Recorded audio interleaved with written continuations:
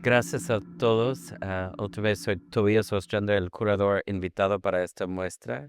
Y primero quiero agradecer a todo el equipo del museo. Fue un placer trabajar aquí. Como yo hice una exhibición aquí en 2005 y tengo muchos años y muchas ganas de regresar y eso fue una gran oportunidad.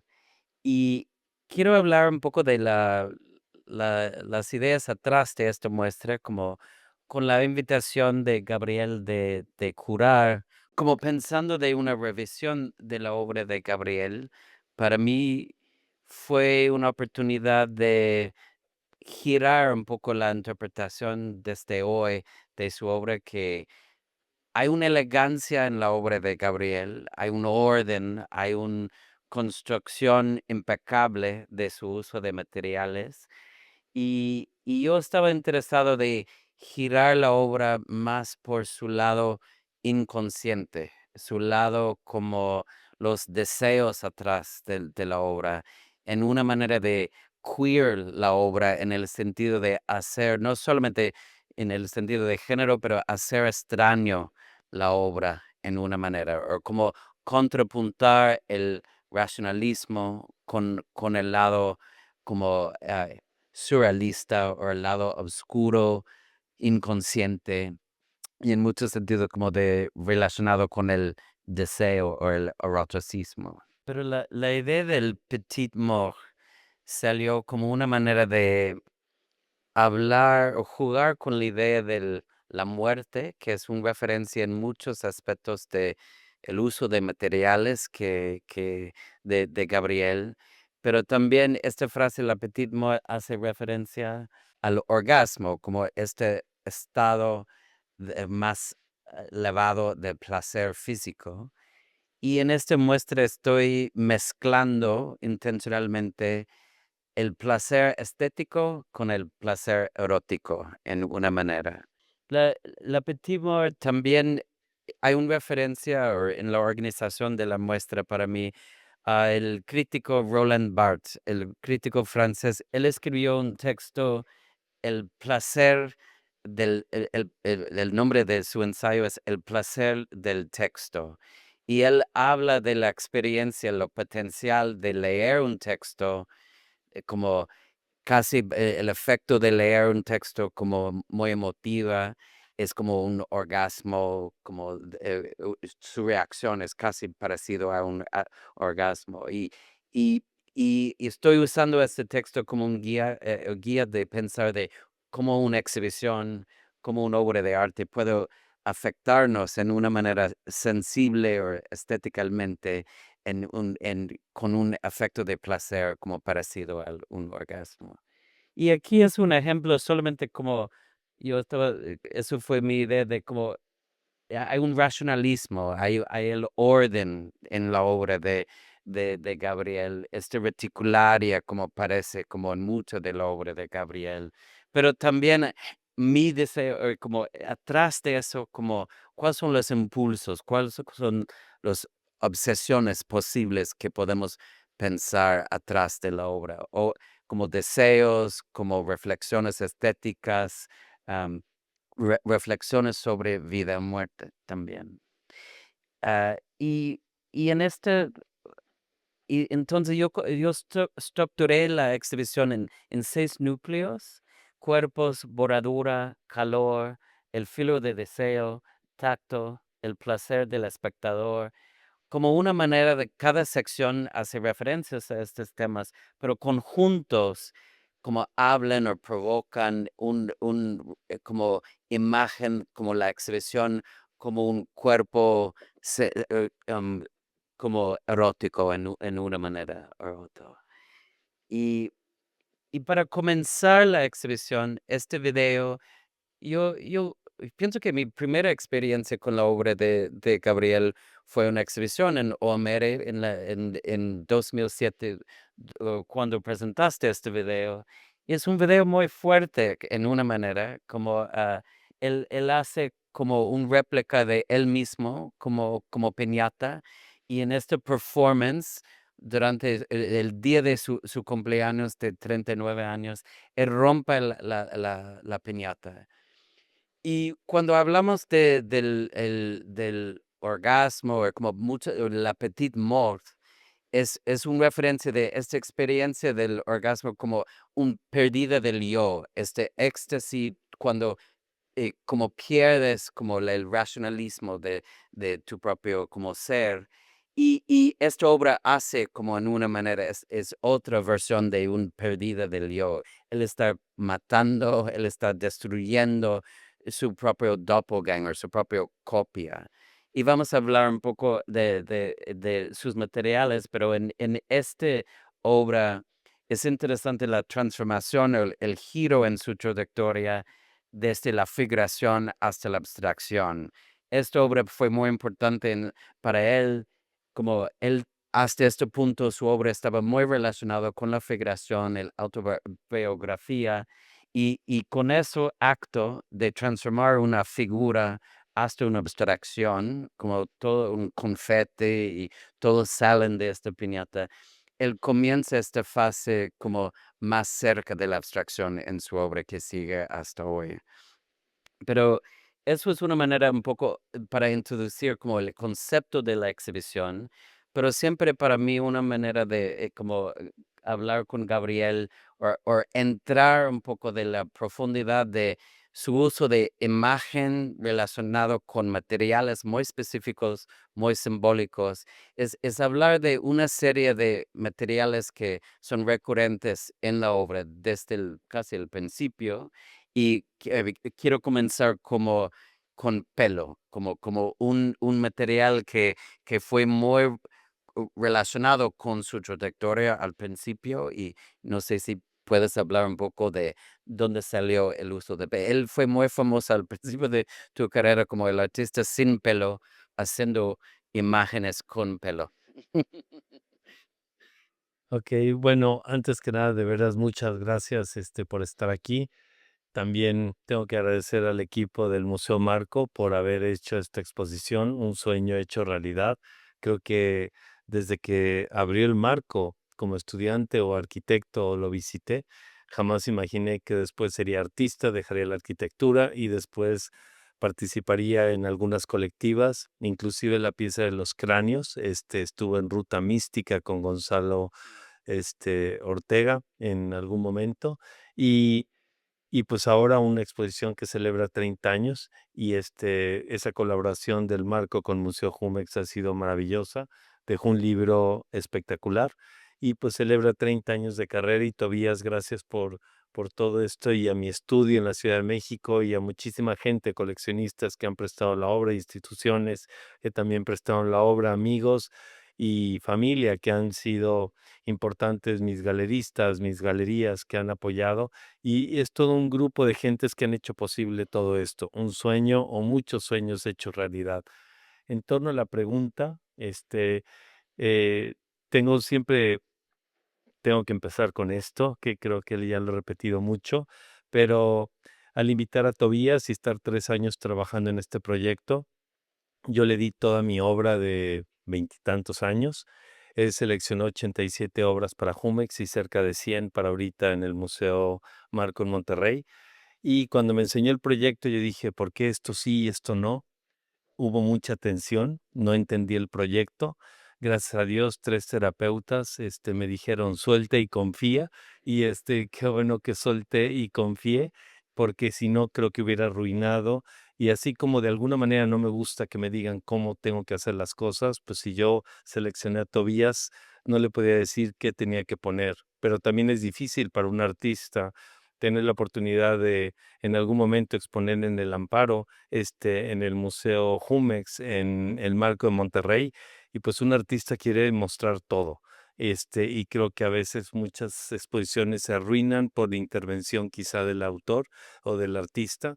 Y con esto, de alguna manera los dibujos de pelo, como bien lo dijiste, este, pues era conocido como el artista que no tiene pelo, que hace dibujos de pelo, que de alguna manera esa serie fue muy importante surge en 2004 cuando decido dejar de pintar, y una de las piezas con las que decido dejar de pintar es casi la que parte esta exposición, que es 2003, donde hace una revisión Tobías de 22 años, de 30 años de carrera, con esa pieza de 2003 donde dejo de pintar para de ahí hacer la serie de Pelo, y al dejar de pintar es justamente esta pieza en donde de alguna manera aquí se observa cómo hay una búsqueda entre el monocromo, la abstracción y la imagen, tres movimientos que se han sido estudiados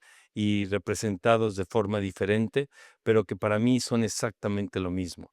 Todo es formal, todo es conceptual, son dos conceptos que no se pueden separar para mí. Todo es un monocromo, es una abstracción y es una imagen, es una aparición o nacimiento, es una desaparición o muerte, como el título de La pequeña muerte. Al dejar la arquitectura, la mejor forma de dejar de ver la arquitectura fue cuando la dejé. Entonces, para mí era importante que si dejé la arquitectura y me hizo ver la arquitectura desde otro punto de vista, sabía que regresaría a la arquitectura no como arquitecto, sino como artista, y hay mucha arquitectura en cierta forma, pues aquí lo vemos con el peso y las losetas, el metro cuadrado de losetas y demás. De alguna forma, al dejar de pintar, para expandir y encontrar nuevas posibilidades de la pintura. También lo hice después con el dibujo y la escultura. Y como arquitecto utilicé una metodología que si iba a diseñar una puerta, sabía que no podía hacer una puerta que conociera como puerta. Siempre iba a tratar de partir de una definición y de esa definición empezar a proponer algo distinto y nuevo que podría funcionar como puerta, pero no podría ser ninguna de las puertas que yo hubiera conocido en mi vida. A la hora de dejar de pintar y regresar al dibujo, decidí usar esta metodología. Sabía que no podía usar ni lápiz, ni carbón, ni tinta, ni nada que pudiera conectar el dibujo de una forma como ya lo conocía o de forma tradicional. Y empecé a partir de varias definiciones, escribir unas 30 definiciones de lo que para mí es el dibujo y me quedé con una. El dibujo es el conjunto de puntos y líneas que dan una imagen, a una idea, a un concepto sobre papel.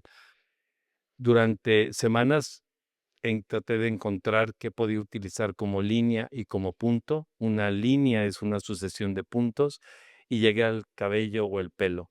Es un punto y una línea, es bidimensional y tridimensional de alguna manera. Contiene un código genético. Llegué a una peluquería, una estética en la colonia Roma, calvo, sin pelo, se rieron, dijeron: "Este no es un cliente, ¿qué quiere? Soy artista, quiero ver qué haces con el pelo que acabas de cortar, está en el piso, quiero hacer un proyecto, ¿me lo vendes o me lo donas?". Y me lo dieron. Ahí inicié mi colección de pelo, de alguna manera, este, y y fue interesante cómo empecé a abordar y rompí la parte bidimensional del pelo, y la serie de pelo, como bien lo dijiste, dibujo de pelo que salía, dibujo que se vendía, y el galerista en ese entonces dijo: "Pues, tú tienes que hacer solamente dibujos de pelo". Todo el mundo me conocía como la persona que solo hacía dibujos de pelo, y yo dije: "No, esto no soy yo, no es todo lo que yo represento".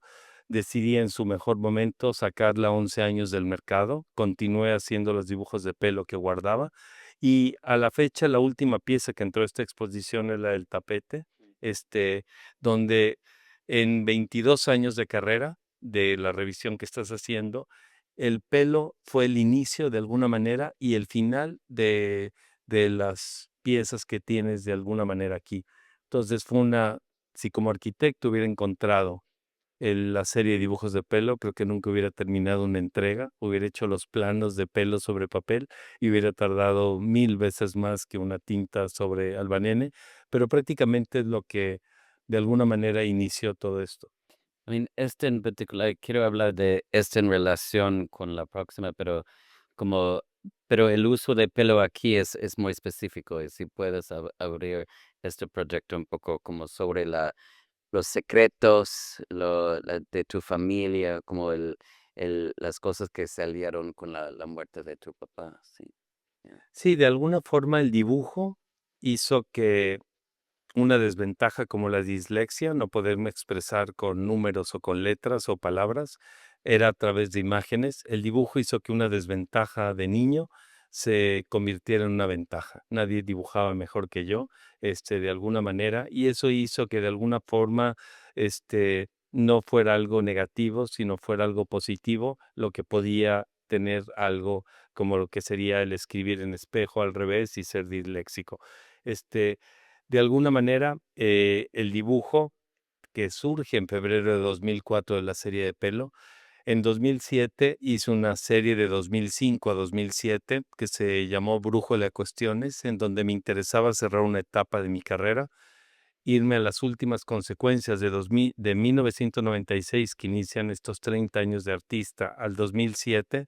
Esos 11 años había sido una constante la figuración, la autobiografía y el retrato. Para la serie de Brújula de Cuestiones, que es uno de los títulos del índice de un libro escrito con mi papá, El Manumiso, era un libro que, según siempre creí que era una novela, pero no una autobiografía. En su funeral, el 4 de agosto de 1993 en Colima, descubro a mis 25 años que mi papá fue sacerdote 13 años y entendí por qué no nací en Colima, por qué no vivimos en Colima, porque este libro, que era El Manumiso, no era una novela, sino era una autobiografía. Lo vuelvo a leer y todo tenía códigos. El personaje principal era Cruz de la Torre. Mi papá nace el 3 de mayo de 1926, el Día de la Cruz, el Día del Arquitecto, y por eso se puso Cruz. Y en ese entonces él hizo como párroco de Piguamo, un pueblo en Jalisco, en la sierra de Jalisco, hizo las torres de una iglesia. Entendí por qué una foto de una iglesia en Piguamo siempre estaba en la casa, y era porque él había hecho las torres. Entonces el lugar de la mora es de la torre. Y hay muchas historias donde dice que a la hora de construir estas dos torres, los cimientos citó a todo el pueblo. Había muchísimas armas entre las personas del pueblo. Dijo: quiero que todas sus armas las avienten al hoyo para que sus armas cimienten los cimientos de estas dos torres que vamos a construir con la iglesia. De alguna manera, mi papá quizá siempre quiso ser arquitecto y no lo fue. Fue maestro, fue filósofo, pero también era artista, porque era una especie como de performance, y eso ha inspirado otras cosas que quizá me interesa hacer después. Es un personaje muy interesante, y de ahí empecé a ver líneas del tiempo y quería ver. Yo me llamo igual que mi papá, Gabriel de la Mora. La repetición con diferencia siempre ha sido algo que me interesa, por algo mi libro de cabecera es Diferencia y repetición, de Gilles Deleuze, filósofo francés, que este libro de 1968, que es su tesis, que es mi mismo año de nacimiento, de alguna manera quise empezar a hacer una línea de tiempo y qué puntos había interesantes y que conectáramos mi papá y yo. Y el primero era esta imagen de mi papá a los 25 años, en 1951, cuando se ordena de sacerdote. Yo nazco cuando él cumplió 42 años. 42 años después, en 1993, descubro a mis 25 años, Gabriel de la Mora, que mi papá fue sacerdote. Ese punto se me hizo increíble, interesante, para de ahí descubrir que 14 años después, en sus 39 años, se casa con mi mamá, que es el segundo retrato que hacemos también con el pelo, este, que es la portada del libro, o la contraportada, donde muestra el autor, que está allá arriba, a través de un dibujo que está basado en la foto de mis papás, cuando se casaron, y por eso se hizo el video de la piñata. Para esto dije: ok, voy a hacer unos dibujos de pelo, el retrato de mi papá a los 39, el retrato de mi papá a los 25. Para esto, el retrato de los cráneos, que es un retrato familiar, donde me interesaba. Yo dije: bueno, a mis 25 mi papá muere, no me conoció como artista ni como arquitecto, no conoció a sus yernos, a sus nueras, mis sobrinos, a mis sobrinas, y decidí que había dos elementos, dos personajes, miembros de la familia que habían muerto. Mi papá el 4 de agosto de 1993, y una hermana que había nacido muerta el 30 de noviembre de 1971, donde de alguna manera se me hacía fuerte como una niña de 39 semanas de gestación pudiera morir antes de nacer, que era un proceso en inversa, y como buen disléxico eso me llamó la atención para exhumarlos. Con su pelo, generar el retrato de mi papá, el pelo de mi hermana exhumada, mi papá exhumado, el mío del cuerpo, de mi hermano, mis dos hermanas y de mi mamá, y los 7 miembros, con el ADN de todos, generar y componer este retrato, uniendo imagen, uniendo información genética y todo un encuentro que tenía que ver. Por algo también siempre digo que todo es formal y es conceptual y son 2 elementos que no pueden, separarse. De aquí convencí a todos los miembros de la familia para hacernos tomografías computarizadas. Cada cráneo está puesto a la altura de cada uno de los 19 miembros de la familia y después se hicieron otras piezas más. De ahí quiero, no sé si pueden ver pero en persona es muy similar, es como marcas en una superficie. Y eso es la portada del libro, como hay un li el catálogo. Ahí está. Y la verdad, este obra, como la primera vez que yo fui al estudio de Gabriel, tú estabas trabajando en esta serie, y yo estaba muy impresionado que son hechos como son capas o hay un fondo de madera con yeso, con marcas como adentro del superficie, y son capas y capas de tu propia sangre con aceite o con barniz. Y para mí fue fascinante como es un retrato, autorretrato, pero de otro tipo, pero y hiciste como 2 obras solamente, ¿no? Con el eso es otra obra con el sangre, pero, ¿cómo salió este uso de sangre particular? Como sangre tiene tantas referencias como religiosos, como políticos, de identidad, todo eso.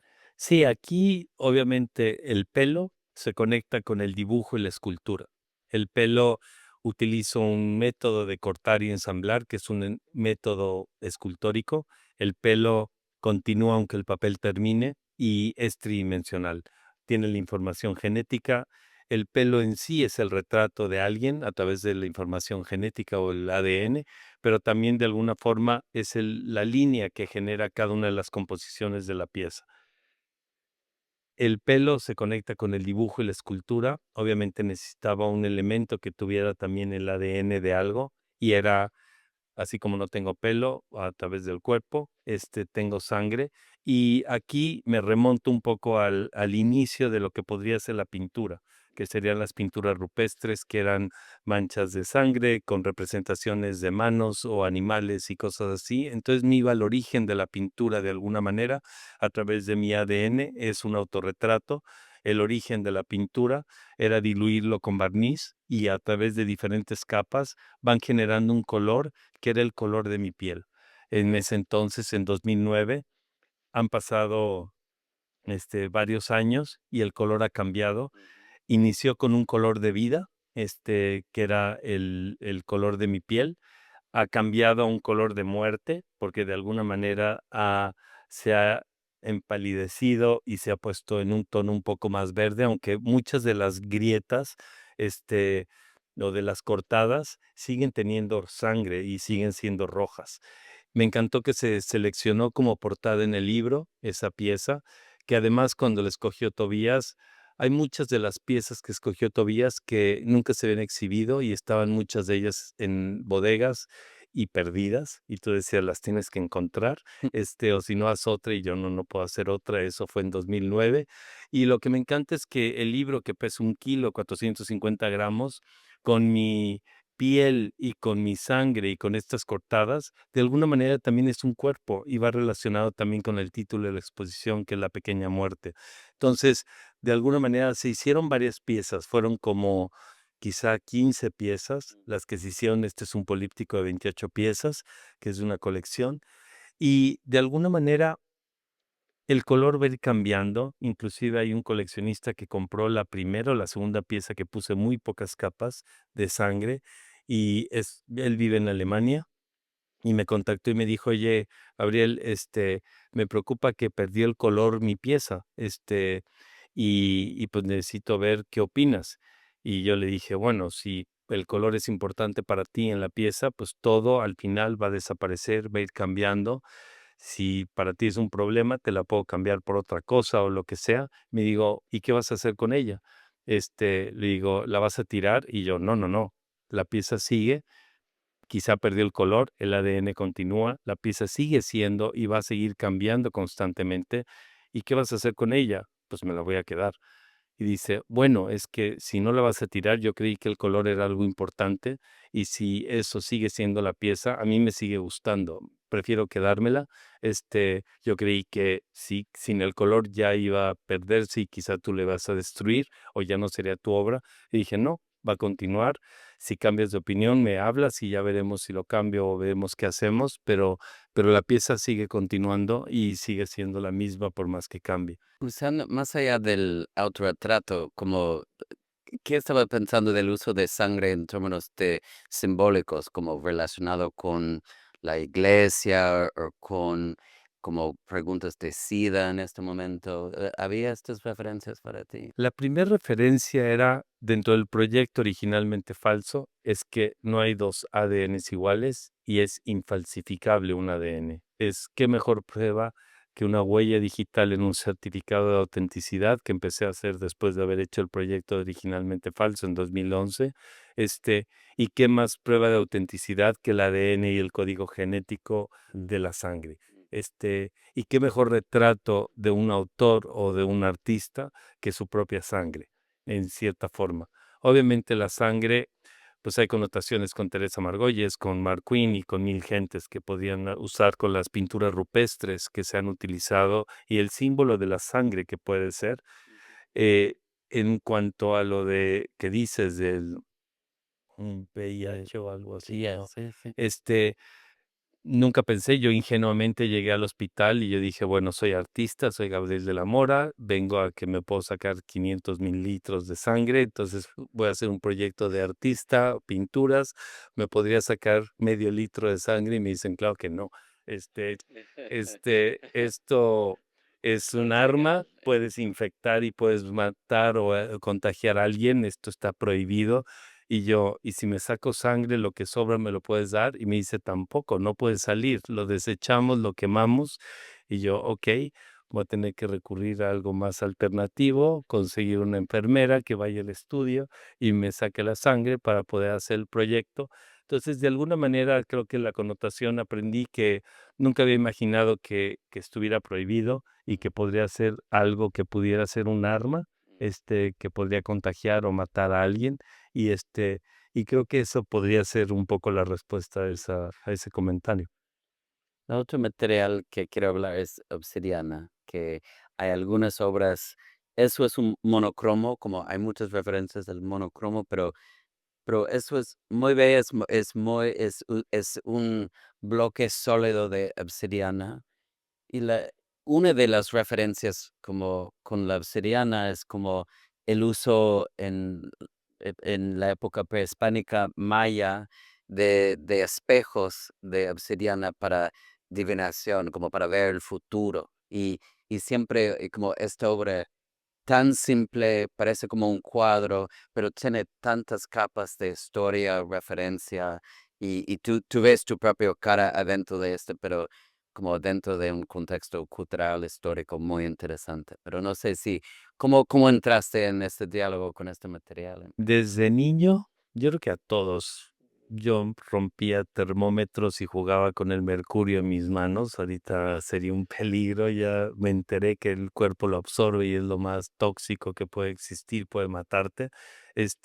La obsidiana también desde niño me encantaba ir a las pirámides y ver la obsidiana, el color negro, este brillo y sobre todo una parte energética. Muchos dicen que la obsidiana puede limpiar la mala energía y la transforma en energía positiva. Muchos lo usaban como espejo. Yo creo que también lo usaban como espejo para reflejarse, verse, pero también se dice que tenía la energía y eran puertas a otras entidades y podías meterte de una forma mística. Y algo que me llama la atención, pues el color negro me fascina. Me encanta cuando agarro un celular, una cámara y agarro un video en una de me encanta que acá arriba pusiste el bloque de obsidiana sólido de 40 por 40 centímetros y prácticamente proyecta a la pieza de 2 por 2 que está casi enfrente.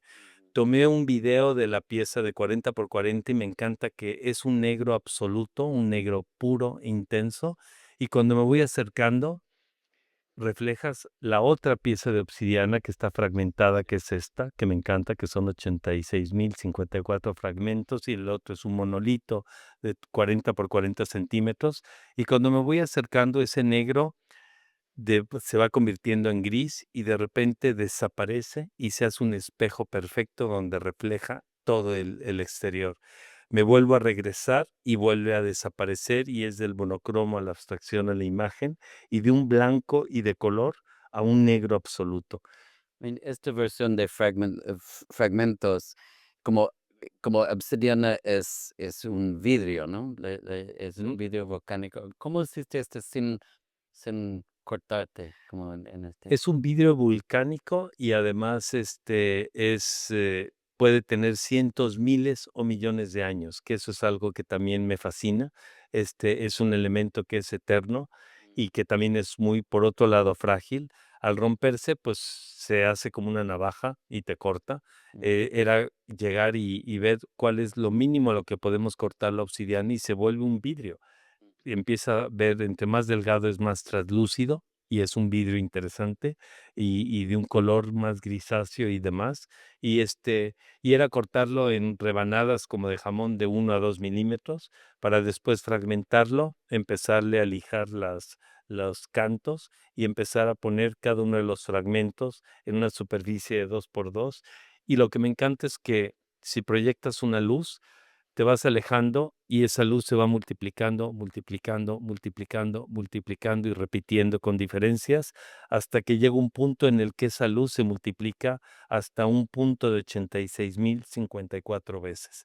Este, Siempre te ves como fuera de foco y empieza a ver toda una serie de movimientos que puede ser en donde el espectador empieza a cobrar una interacción visual, con la pieza.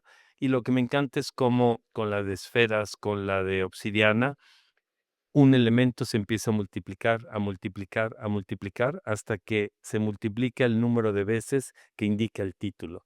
Y los títulos me encanta que no tienen traducción, es un elemento universal, que es la cantidad de elementos que tiene una pieza.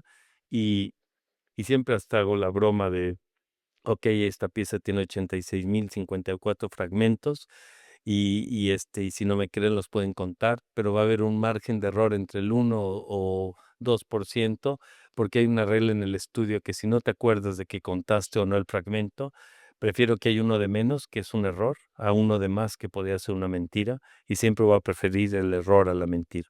mm. Eso es más reciente con obsidiana, como usando láminas, ¿no? De obsidiana que esos son muy bellas porque tiene como un reflejo, son translúcidas, como casi como diamantes, sí, muy, muy bellas. ¿Y cómo salió este uso de como fragmentos planos, como de eso? Me encantó usar los fragmentos chiquitos y después descubrí que podía hacer fragmentos grandes. Y después descubrí que no solo la obsidiana eran roja, verde, negra, arcoíris, sino había hacia plateado, hacia dorado, que me encantaba, y con iridiscencia.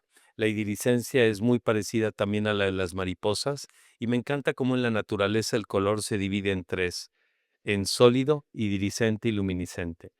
El iridiscente está en materiales orgánicos y también inorgánicos en la naturaleza a través de cristales y piedras y gemas, y hay relaciones y diálogos entre un ser vivo, un insecto, un escarabajo, una mariposa, con cristales y con gemas que tienen que ver.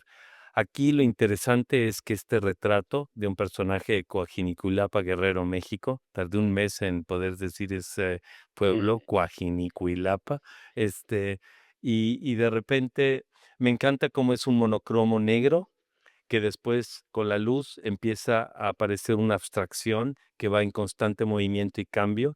Y hay un punto central donde se ve este personaje y después este personaje va apareciendo y desapareciendo, haciendo la pequeña muerte de alguna manera.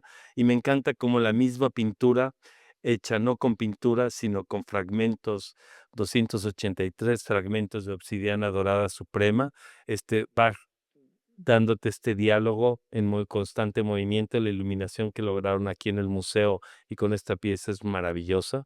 Y también hay una connotación con la diosa Izpapalotl, que es una mariposa de obsidiana, que me encanta cómo los aztecas y culturas mesoamericanas relacionaban algo tan efímero como una mariposa con algo tan eterno como una obsidiana. Mm. Y de alguna manera era la diosa que era de las mujeres que en ese entonces perdían la vida en parto, que creo que era algo muy común, y de alguna manera cómo se relacionaba con la muerte y con el nacimiento al mismo tiempo, y con lo efímero y con lo eterno también al mismo tiempo.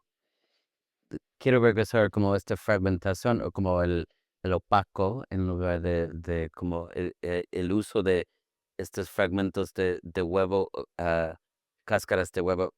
Para mí, la cosa interesante, no solamente el método, pero la simbología del huevo, como vida, muerte, como el huevo como un símbolo de vida, pero la cáscara como el desecho o como después la muerte de lo potencial del huevo. No sé si eso estaba adentro de tu pensamiento en este uso del huevo al principio. Bueno, siempre fui de vacaciones a Colima y así como nací en la Ciudad de México, estudié en la Ciudad de México, al llegar a Colima era exactamente otro contexto. Ahí el contexto era la naturaleza. Mm. La primera vez que vi una gallina poner un huevo y ver cómo salió un huevo, yo dije, sácale. O sea, fue un impacto muy fuerte y decir casi no vuelvo a comer un huevo, que fue muy impresionante, pero era fascinante también de decir, ¿qué es eso? Un niño que dice, wow, eso nunca pensé que las plumas, el cascarón de huevo de alguna manera fuera un elemento tan importante en mi trabajo y más con piezas como este tamaño. Me encanta cómo el cascarón de huevo, alguien me dijo que simbolizaba el alma, por un lado, pero es un contenedor que por un lado es un círculo perfecto y por otro lado es un elipse. Por el lado del elipse se encuentra la parte de fuerza, donde es difícil romperlo, y por la parte del círculo es muy frágil y es muy sencillo romperlo. La connotación del círculo, de cómo un elemento tridimensional, al romperlo con los dedos hasta que ya no se pueden romper los fragmentos, dan el tamaño de las piezas que se van a colocar ahí y cómo entre cada fragmento va generando una línea y todo esto va generando a través de una superficie con cierta circunferencia o conectada con el círculo, una superficie que podría ser semiplana. Entonces ahí está la escultura, el dibujo y la pintura, las tres en uno, donde es un todo y un nada. Y en 2012 empecé a romper cascarones de huevo, porque antes de los plafones y de las mantas de cielo, de elementos arquitectónicos, al ver las craqueladuras y todo eso, da origen a la serie de Cascarón de Huevo en 2012. Y en 2012 pues tardé 1 minuto 25 segundos en pegar un fragmento, hice un área de 4 por 4 centímetros, 16 centímetros cuadrados, y con esa matemática de cuánto tiempo tardé en 16 centímetros cuadrados, dije cuánto tiempo tardaría en hacer una pieza de 2 por 2 como la que está arriba en la exposición. El resultado en 2012 fue 4 años y medio. Dije, no hay manera que tarde 4 años y medio haciendo una pieza de huevo de cascarón blanco. este, Necesito más manos. Hasta antes de eso trabajaba yo solo en el estudio. Meto al primer asistente, le digo, tienes que hacer esto, vamos a hacer esto con supervisión e instrucciones. Resulta que sí lo pude hacer y yo dije, wow, tengo 2 manos más, ahora necesito otras 2 manos más y así poder empezar a hacer piezas más complejas. Es como una representación de una tiempo imposible, ¿no? Casi. Es posible porque existe con mucha gente, pero es como casi como imposible pensar de esta cantidad de tiempo para hacer un solo obra, ¿no? Me sorprendí igual que cuando me sorprendí que me dijeron que Santo Domingo y Oaxaca tardaron 300 años en hacerlo. Yo dije, pobre arquitecto que diseña un proyecto y quizá ve el inicio, jamás va a ver la parte media o el proyecto terminado, o los que terminan el proyecto que jamás vieron el inicio ni la mitad. ¿Y cuántas generaciones de personas tuvieron que nacer y morir antes de terminar un proyecto? Ujú, Entonces se me hacía como imposible de pensar. Cuando se hizo la primer pieza de cascarón de huevo de 2x2 era algo alucinante, algo a lo mínimo a lo que puede llegar la pintura es un monocromo blanco, una superficie blanca, en este caso con el máximo tiempo, trabajo y esfuerzo. Y no podía imaginar algo más extremo que para llegar a la nada o al mínimo con el máximo y al máximo con el mínimo, una superficie blanca con 467.685 fragmentos de cascarón de huevo blanco de la especie Bowen's White de la marca San Juan, los huevos comerciales que pueden comprar en Walmart y Chedraui. y hay Este, muchos colores Aquí también. vienen las gallinas araucanas, que ahí son contrarias, son huevos orgánicos, no tienen colesterol y, son gallinas felices, de libre pastoreo, que saben deliciosos, Muy bien. también son muy caros y ahí hay más de 280 variaciones de tonos que van ese verde tiende hacia amarillo, azul y verde, y vamos clasificando y vamos todo el proceso de todas estas técnicas, es maravilloso. Se documentan, realmente ver las mesas con cientos y miles de cascarones de huevo de diferentes color y clasificarlos en 280 variaciones de tonos, que son nuestras paletas de colores para hacer las piezas, Mm. es alucinante. Bueno, hablando de color y efectos, como visuales, ¿cómo salió tu uso de mariposa? Hablaste un poco de la mitología de la mariposa obsidiana, pero hay un interés en color, ¿no? Que salió, o tu interés de las mariposas salió de tu interés en el color en la naturaleza, ¿no? En una manera.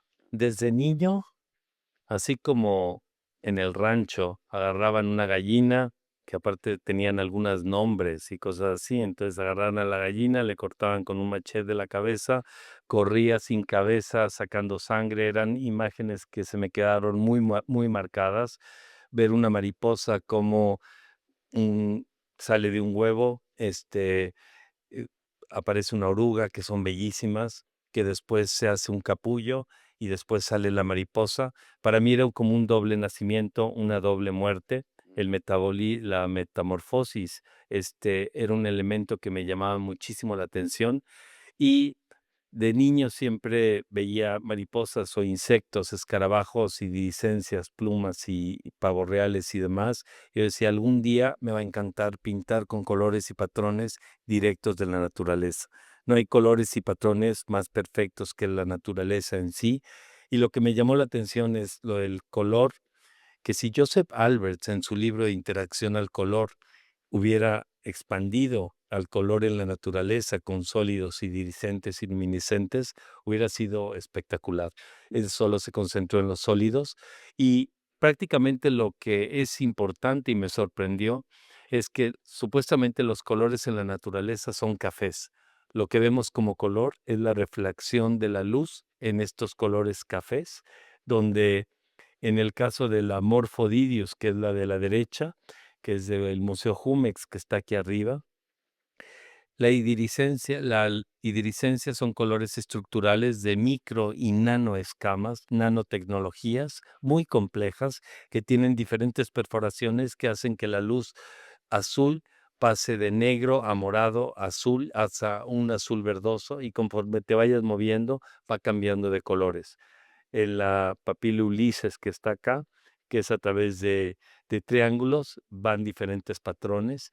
Y así me encanta pintar sin pintura y pintar con colores orgánicos, inorgánicos y sintéticos, que son los tres tipos de materiales que hago. Y hay tres formas de trabajo que también hago. las piezas que hago solamente yo, donde nadie interviene, las piezas que hace un tercero, un colaborador externo al estudio o dentro del estudio, con instrucciones y supervisión, y también las piezas como las de bocinas, donde no hay un elemento humano, el sonido genera el dibujo a través de 30, 40 o 60 años, o elementos que solo acciono y en la azotea hace el resto, como las piezas que surgieron en la Bienal FEMSA. Entonces son las 3 posibilidades y 3 formas distintas que hago gran parte del trabajo que ves arriba, Y con por, gran eh, parte de los materiales que ves arriba.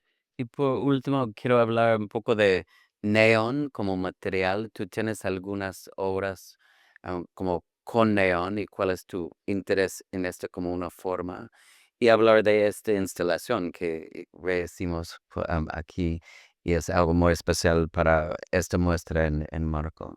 Pero bueno, esta pieza es una pieza que fue increíble porque hay un coleccionista en la Ciudad de México que me ha apoyado desde el inicio de mi carrera y tiene una gran cantidad de obra de mía. Y en su cumpleaños número 60, de alguna manera dijo: "Híjole, quiero una pieza tuya y quiero hacer posible algo que siempre has querido hacer y nunca lo has podido hacer". Y yo, ¿en serio? Y yo, pues es una pieza que tiene 5000 caracteres de entre letras y números, que para mí es la representación en una imagen de lo que podría decir o compartir de lo que para mí fue mi infancia y mi dislexia de una manera visual. La forma en la que yo veo los números o las letras o los exámenes escritos o el leer o el comunicarme verbalmente, y no a través de imágenes, si lo pudiera representar sería exactamente esto. Esta pieza se hizo, se tardaron más de un mes tardaron varios meses, como 6 meses, muchas, talleres de luz neón en la Ciudad de México para completar estos 5000 caracteres. De los 5000 caracteres, tardaron más de un mes en instalarlos en un espacio de 18 por 11 metros, en una instalación que fue increíble, donde se documentó y demás, y después tardaron un día en desmontarla. Duró de 2022 a ahorita, 2026, 4 años, 3 meses guardada en una bodega, y cuando accedieron el Museo Marco en presentarla, que lo agradezco, obviamente no cabía, no había 18 por 11 metros, un espacio, y creo que hubieran tardado más de un mes en colocarla. Iba a ser un poco difícil, pero el coleccionista accedió y yo no tuve problema en presentar la sexta parte de la pieza. La pieza no son 4000 y pico de caracteres, sino son 850, pero funciona increíble en este espacio. Es la primera vez que se muestra. Cuando la documenté en 2022 y la compartí en mi celular y en Instagram, yo creo que es la pieza que más likes y comentarios ha tenido en mi Instagram. Todo el mundo decía: "¿Dónde está esto? Queremos verlo, ¿qué es esto? ¿Es digital?". Y yo: "No, es manual, son caracteres de luz neón que están puestos, es que parece un protector de pantalla, esto parece una animación digital", y yo: "No, fue hecha a mano, soplando y calentando tubitos". Eso es muy bonito sobre Neon y específico. Neon tiene una historia con el arte conceptual muy fuerte y es algo de publicidad. ¿Cuál es tu interés en ese tipo de luz específicamente?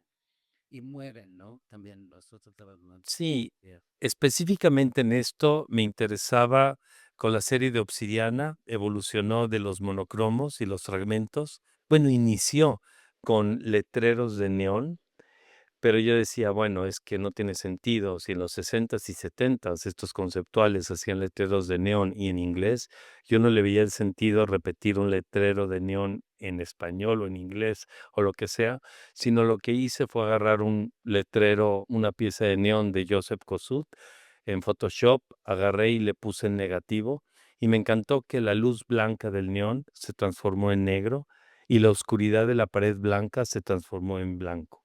Entonces yo dije: "Guau, me va a encantar hacer un letrero de luz neón en negativo y donde no hay electricidad". El elemento que me llamó para el negro fue la obsidiana, Entonces, para eso agarré y fue la portada del libro, Lo que no vemos, lo que nos mira, la exposición que presenté en 2014 y 2015 con Willy Kautz en el Museo Amparo.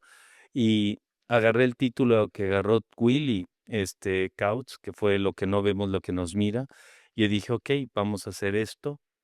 Este, un elemento museográfico se va a convertir en una obra en sí.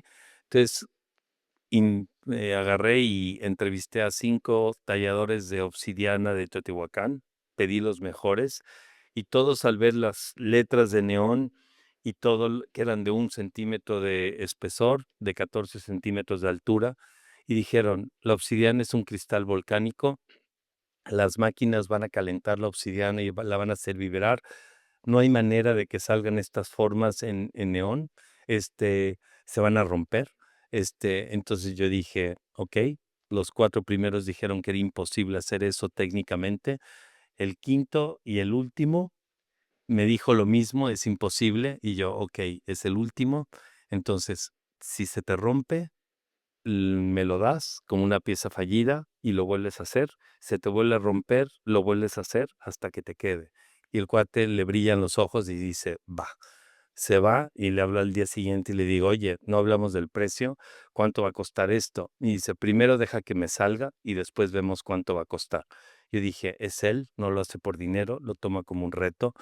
Cuando me empezó a dar las tallas de obsidiana de neón, yo dije, esto está increíble. O sea, posiblemente hay ideas que técnicamente son imposibles de hacer, pero creo que suena más interesante tratar de hacer posible lo imposible y nunca llegar a la pieza lograda y que la serie fueran piezas fallidas. Un error, una pieza fallida puede ser una obra o una serie en sí.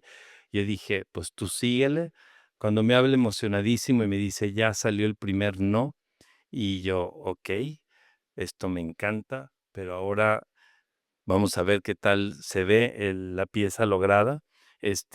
También fue interesante y decidí hacer en paralelo la serie de fallidos y logrados.